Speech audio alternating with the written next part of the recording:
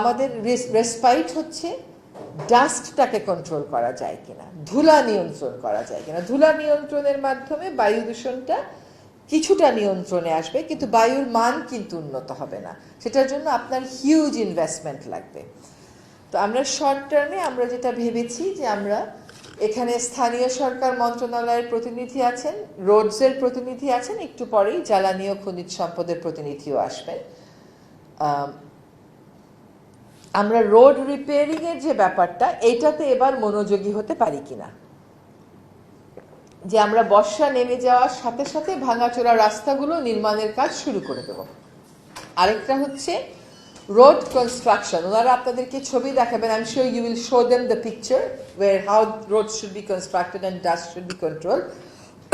এটা আমরা একটা নিয়ন্ত্রণে আনার চেষ্টা করব।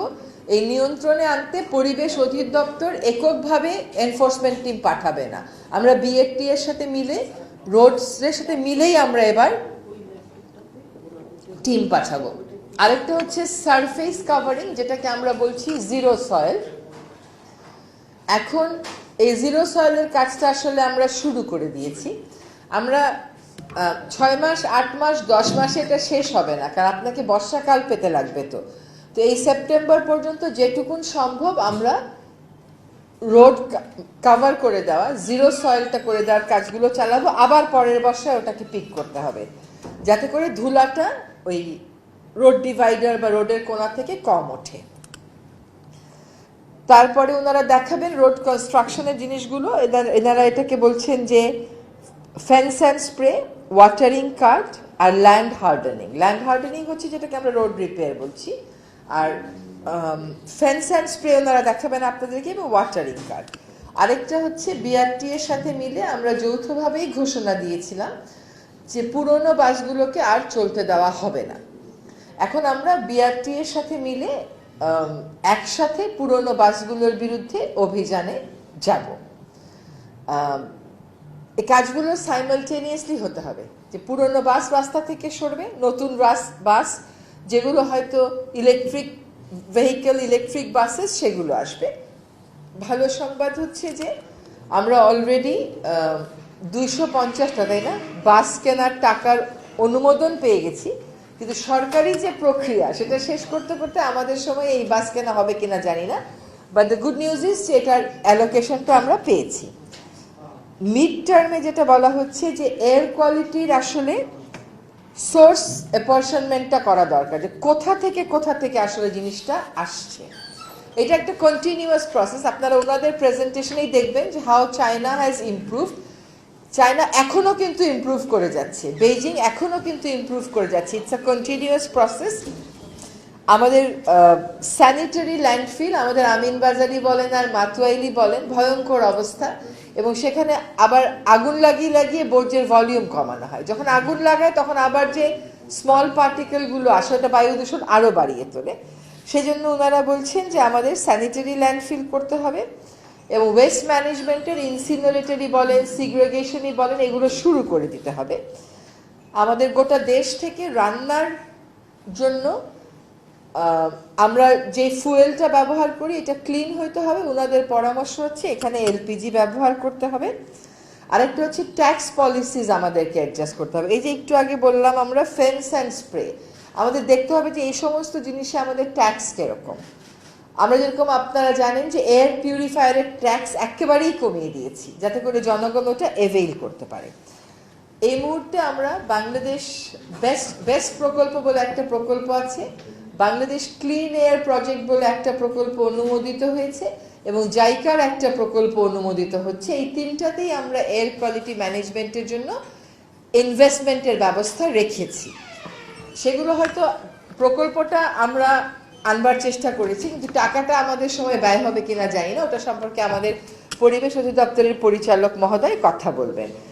আমরা আরেকটা কথা ভেবেছি, ঢাকা শহরে ইট ভাটা, ঢাকার আশেপাশের কোন এলাকাগুলোকে নো ব্রিক ফিল জোন ঘোষণা করলে শীতকালে আর বাতাসটা এদিকে আসবে না। এইখানে নো ব্রিক ফিল জোন ঘোষণার একটা আইনি প্রক্রিয়ার ভিতর দিয়ে আমাদেরকে যেতে হবে। আমাদেরকে বাংলাদেশ নৌবাহিনী একটা ম্যাপ করে দেখিয়ে দিয়েছে যে কোথা থেকে আসলে বাতাসটা আসে। আপনার শীতকালেই ইটভাটা ইট পোড়ায়, শীতকালেই আপনি ইটভাটা চান না, কারণ তখনই দূষণটা মারাত্মক পর্যায়ে থাকে। সো এইটাও একটা কথা আমরা ভেবেছি। আরেকটা কথা যেটা আমরা চিন্তা করেছি সেটা হচ্ছে যে বালুর বস্তা এবং সিমেন্টের বস্তাগুলো, বালু এবং সিমেন্ট ঢাকা শহরে ঢুকে যায় ট্রাকে করে করে, সম্পূর্ণ উন্মুক্ত থেকে। সো আমরা দুইটাই চেষ্টা করব। একটা হচ্ছে এইগুলো ব্যাগে ভরে ভরে ঢাকায় আসতে হবে, আর যদি ব্যাগে ভরে আসার প্রক্রিয়াটা সময়ের সাপেক্ষ হয় তাহলে কাভার ছাড়া কেউ ঢুকবে না, সেখানে আমাদের হাইওয়ে পুলিশের সাহায্য নিতে হবে। আপনারা অনেক সময় দেখবেন যে ঢাকা বায়ু দূষণের শীর্ষ অবস্থানে থাকে, কোনো কোনো সময় রংপুরও শীর্ষ অবস্থানে চলে যায়। এটা খুবই আশ্চর্যজনক। রংপুর কেন যায়?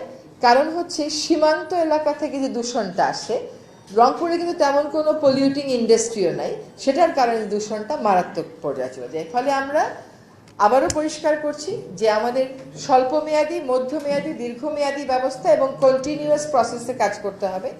আমাদের এখানে ইনভেস্টমেন্ট লাগবে, আমাদের এখানে ইন্টার এজেন্সি কোঅর্ডিনেশন, আন্তঃসংস্থা সমন্বয় লাগবে, এবং সত্যিকার অর্থেই মাথা ভারী কমিশন না দিয়ে আমাদেরকে একটা কাজ করবে, রিয়েলি প্রতিদিন খোঁজ করবে, এটা আমাদেরকে এনশিওর করতে হবে।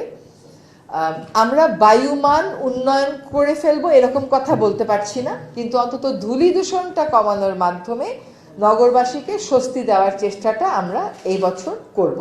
এবং সেজন্য আমাদের এনফোর্সমেন্ট ড্রাইভও যেমন লাগবে সব সংস্থাগুলোর সাথে মিলে, তেমনিভাবে আমাদেরকে কিছু কিছু পদক্ষেপও নিতে হবে, যেমন zero soil, no brick fill zone. এগুলো একদিনে, এক মাসে, এক বছরে করা যায় না, কিন্তু আমরা প্রক্রিয়াটা অন্তত শুরু করে দিতে চাই।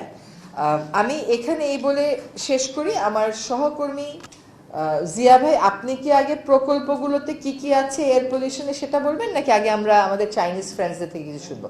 So I would now request my our friends from China, if they want to give a presentation, to give you if the two slides that you wanted to show, how polluted it was, and the land and the road construction slide, if you want to show that.